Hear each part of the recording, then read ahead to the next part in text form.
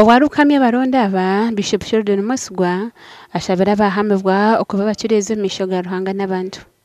Ahashonga zo butabanko maka umurebereza Sheldon yekiro kwataho kandi yashaba kundi no kwebembeza rukundo nagenderwa cyo kuvurwanza. Ozo wa Yesu abashija n'abakazo maka rero harahitubire turi chaplain wanjogo nakira kubura kanda hamwe kutukeza nawaza kuhumuriza abakuba bajunurwe konka abantu kuba kwetisa ibi byabo amaka gashobere mnonga harimo ibizo byinshi abantu bagira mu kamarhanga kandi warga mu kamarhanga ibintu bishoba tibikaterekana.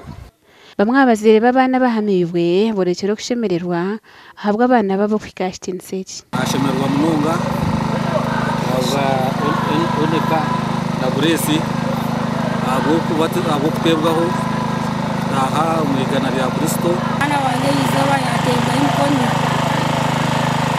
kuba nazo mwigana rya Kristo abo mukagenda mu muhanda gwe kanisa shira kumwera nasimemizi akuja muratwara rw'imyega yona ngenzi zinde zirije binakukabisa umuyaga gustayo yabatiriza jago mu gustayo utebekine nasimemizi.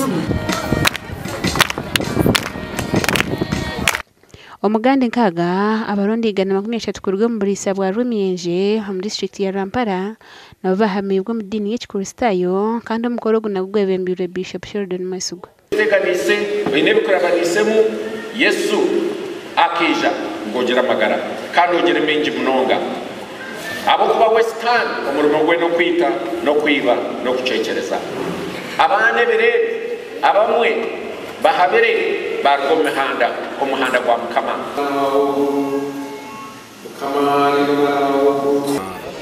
tustayo abinabana batahamibwa mu kwikiriza makubareta muri bizana zakutayaya